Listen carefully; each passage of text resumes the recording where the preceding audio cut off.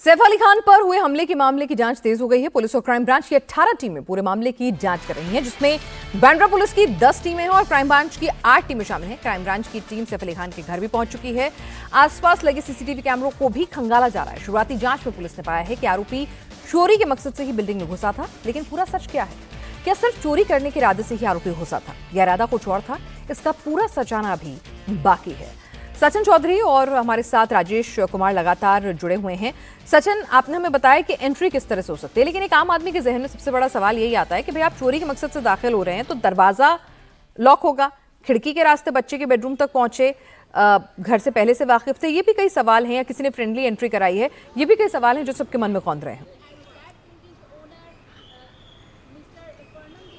बिल्कुल पिनाज, और हमारे मन में भी यही सवाल है कि ठीक है, वो इस पीछे के रास्ते से सीसीटीवी कैमरा को बचाते हुए एग्जिट फायर एग्जिट जो है उस रास्ते को अपनाते हुए झाड़ियों के बीच छलांग लगाते हुए सीढ़ियों के रास्ते से ऊपर तो पहुंच गया, लेकिन जब वो ऊपर पहुंचा तब सैफ अली खान का जो पूरा फ्लोर है उस फ्लोर पर पहुंचने के बाद उसने घर में एंट्री कैसे की?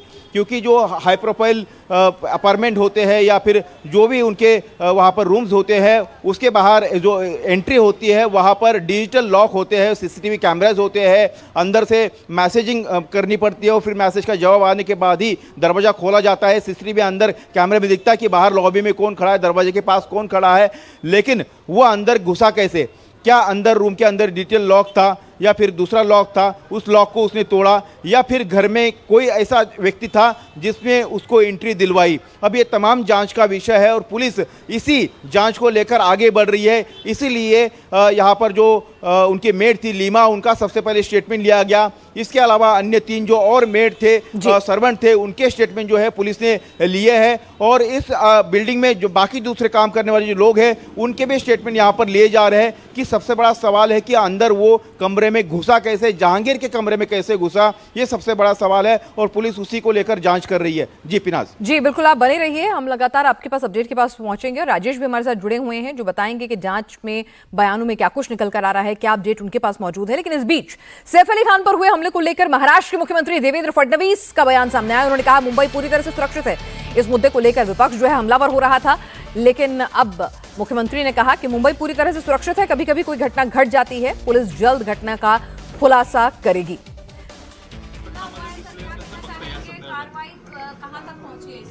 कि इसके बारे में पुलिस ने आपको सारी जानकारी दी हुई है। ये किस प्रकार का हमला है, इसके पीछे क्या है, किस प्रकार की मंशा से ये हुआ, ये सारी चीजें आपके सामने आ चुकी हैं। पोलिसांनी त्या संदर्भातली सगळी माहिती आपल्याला दिलेली आहे।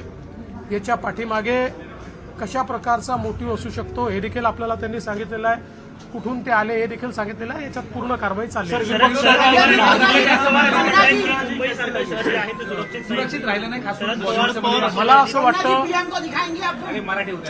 मला असं वाटतं की देशातल्या मेगा सिटीमध्ये सर्वात सुरक्षित मुंबई आहे। हे खरं आहे की कधी कधी काही घटना घडतात, त्याला गंभीरतेने देखील घेतलं पाहिजे, पण केवळ त्या घटनांमुळे मुंबई असुरक्षित आहे असं म्हणणं हे याकरता योग्य होणार नाही की याने मुंबईची प्रतिमा देखील खराब होते, पण ते अधिक सुरक्षित राहिलं पाहिजे या दृष्टीनं निश्चित सरकार प्रयत्न करेल।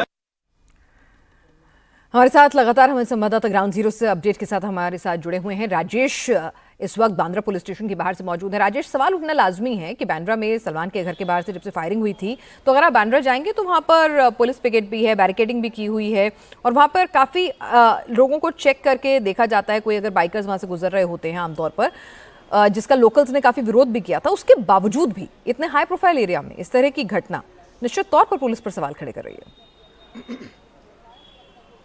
बिल्कुल, पुलिस के लिए ये चिंता की बात है कि बांद्रा वेस्ट जो तमाम बड़े फिल्मी सितारे यहाँ पर रहते हैं, मुंबई का पॉश इलाका बांद्रा, और वहाँ पर इस तरह की वारदात होती है तो मुंबई पुलिस के माथे पर बल आना जो है वो मुमकिन है। और यही वजह है कि आज सवेरे से देख रहे हैं कि मुंबई पुलिस के तमाम आला अफसर, चाहे वो ज्वाइंट कमिश्नर हो, एडिशनल कमिश्नर हो, डिप्टी कमिश्नर हो, वो बांद्रा पुलिस स्टेशन में कैंप कर रहे हैं और लगातार इस मामले को इन्वेस्टिगेट कर रहे हैं और देख रहे हैं कि आखिर ये वारदात हुई कैसे। पुलिस जो शुरुआती तफ्तीश में बता रही है कि ये कोई ऐसा शख्स है जो अच्छे से सैफ अली खान के घर को जानता था, परखता था, या तो पिछले कुछ दिनों से वो बिल्डिंग में आ जा रहा होगा, क्योंकि बिल्डिंग में कई सारे फ्लैट्स हैं, वहां किसी काम की वजह से वो आ जा रहा होगा।